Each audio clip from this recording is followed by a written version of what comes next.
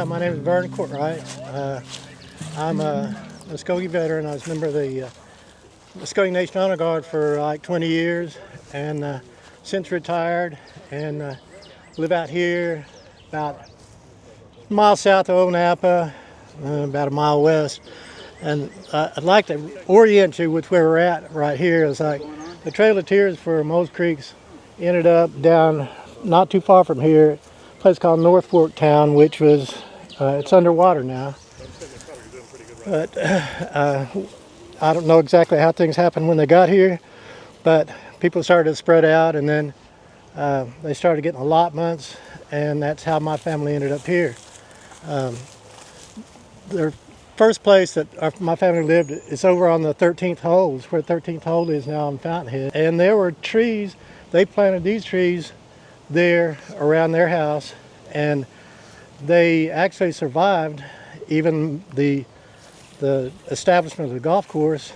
And after the golf course had been there several years, they didn't like that the peach trees were attracting deer, and so they cut the trees down, and that's what happened to those. But luckily, when my family moved from there over to this old house right down here, you might have passed it coming in. Yeah.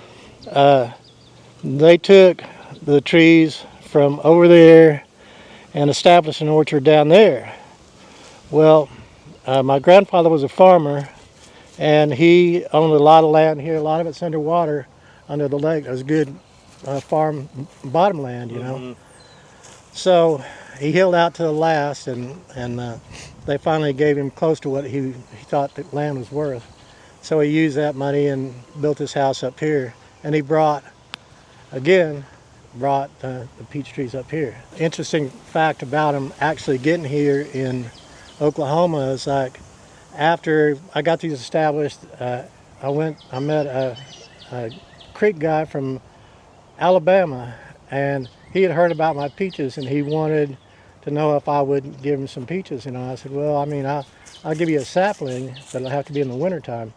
So that winter, I dug up 3 saplings, because he had told me that all these peaches used to be rich down there in Alabama. They were every place.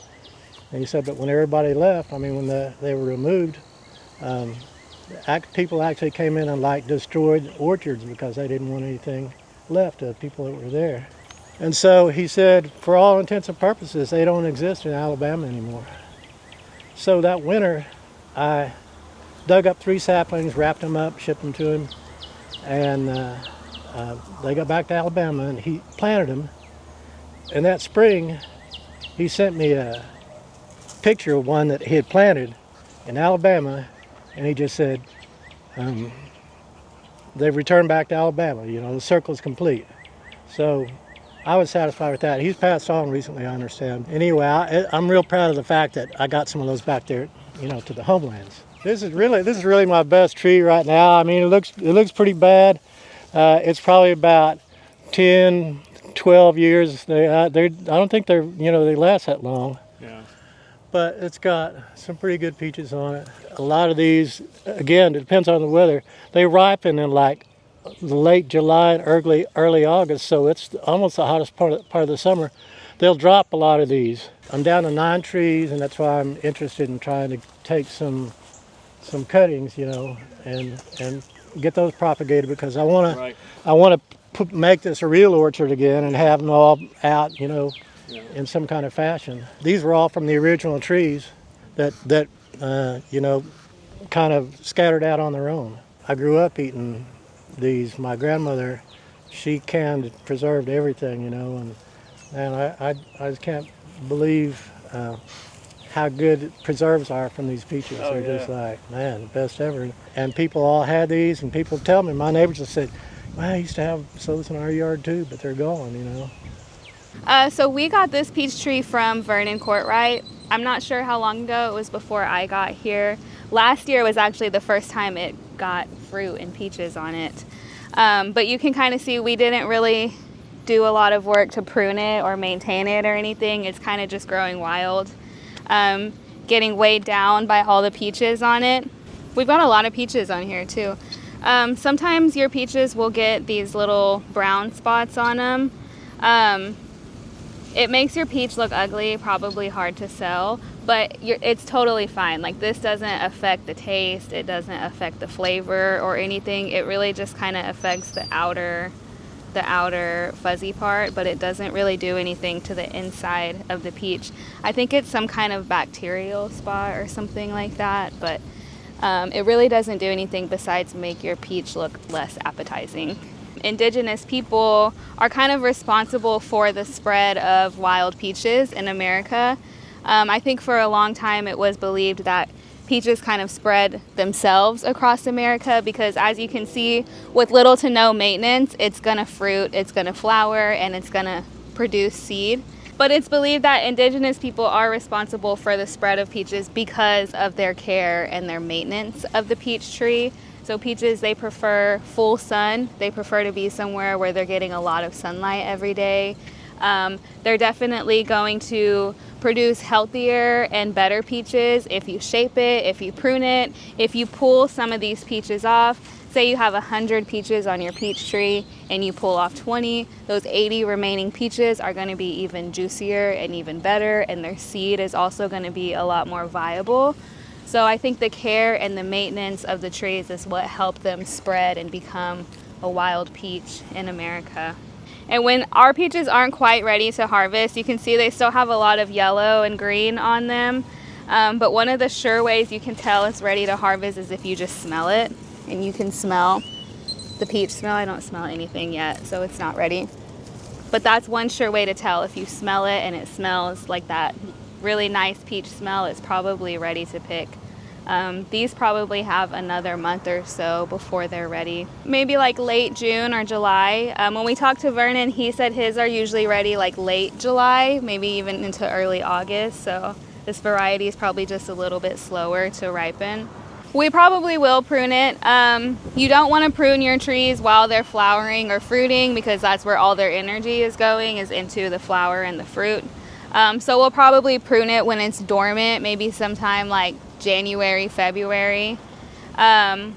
Whenever you're pruning a tree, ideally you just kind of want to go for these limbs that don't produce anything, or anything that kind of crosses and touches and rubs up against each other. You're going to want to try to avoid that. So you'll just want to cut off all the dead and dying branches.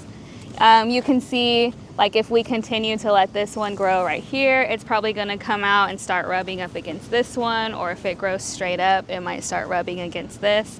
So you're just going to want to cut anything where it's going to cause some friction. That could cause disease or bacteria or just unnecessary wounding on your tree, which will make it vulnerable to pest and disease. You see how these two branches are rubbing up against each other. You'd probably just want to cut that part off. Cut this branch off so they're not rubbing so much.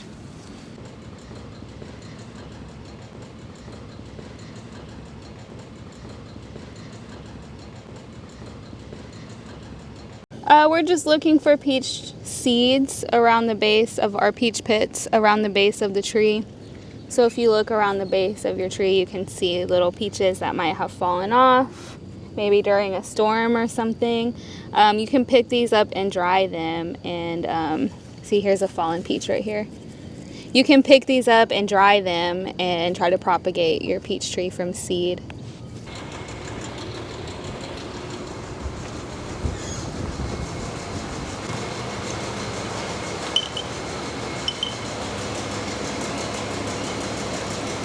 So now we're going to demonstrate how to propagate a peach tree from seed.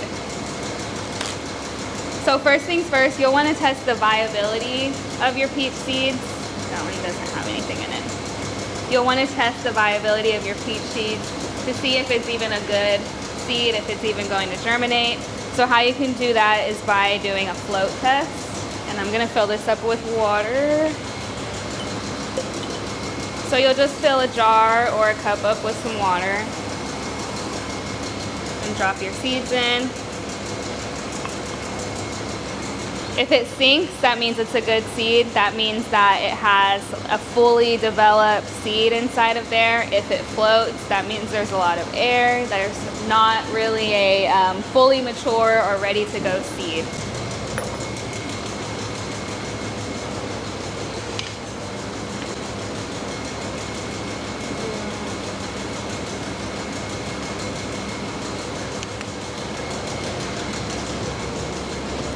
Okay, round 2.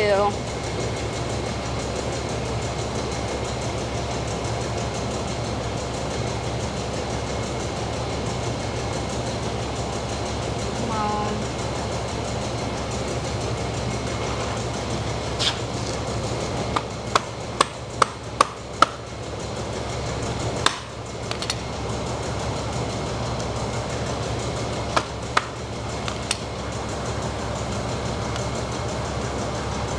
Oh, we broke it. We got smushed.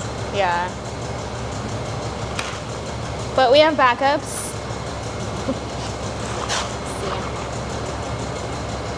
I'm gonna do it this way.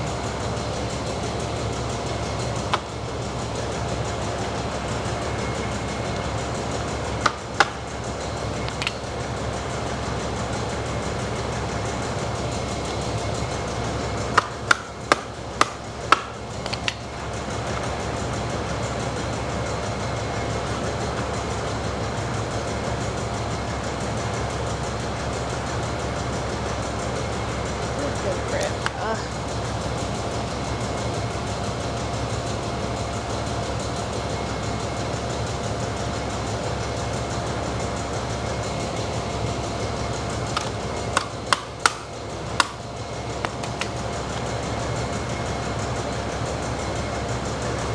Ah, we did it. And there's your peach seed. So now that you have your peach seed, we're gonna wanna cold stratify it again to mimic nature. So ideally what you can do is just get a Ziploc bag, fill it up with a little bit of soil,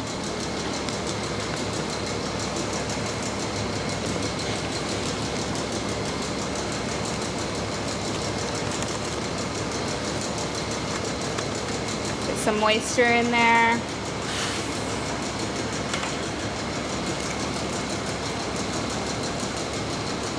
Drop the seed in and just kind of mix it up really well. I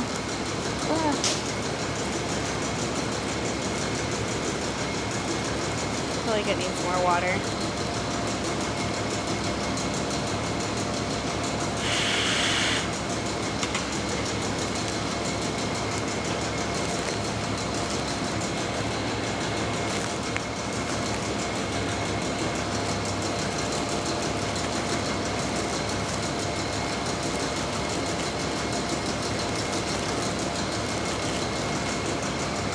And then write the date on it. Very important. Usually I think I'm gonna remember what date I planted it, and I never do.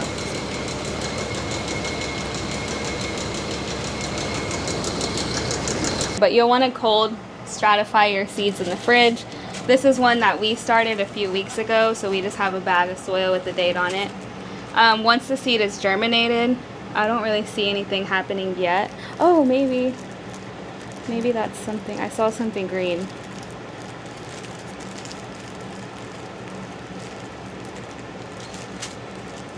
Maybe it's just perlite. But yeah, so you'll want to just put it in a Ziploc bag. Make sure you write the date on it so you know how long it's been. But you'll just cold stratify it in the fridge, probably about 2 to 3 months or so. This is going to kind of mimic the winter or the dormant time for them. So you want to just mimic nature as much as possible. And what happens in nature is the peach will drop its seeds in the summer, and the seed will kind of go through a cold period. And once they get out of that cold period and they can feel the soil kind of starting to warm up, they know it's safe to grow. So we're just kind of like simulating that cold period in the fridge right now. Once your seed is germinated, the best time to plant not just peach tree, but really any kind of tree outdoors is going to be sometime like early spring, so when the plants are waking up and starting to bud again, that's a good time to put your plant in the ground because it'll kind of start to come out of its dormancy with everybody else. Or you can put it in the ground like very late summer, early fall, so when everything's kind of starting to cool off and shut down and go dormant again, your plant or your tree will kind of also kind of slow down and go dormant with everything else. Ideally, you're either encouraging growth, you're encouraging it to grow and root into the ground, or you're encouraging it to rest so it can kind of warm up and grow and root with everything else in the spring. So now is not the best time to plant your tree. It's really hot and we're at peak growing season right now, you know, so it would kind of be behind everybody else in terms of growing and spreading its roots. So, Mado for watching today's episode of the gardening series. If you're interested in coming and seeing our garden in person, we're hosting volunteer days open to the public every Friday from noon to 4. So if you want to come out and help or just see our garden, see what's going on out here, you're more than welcome.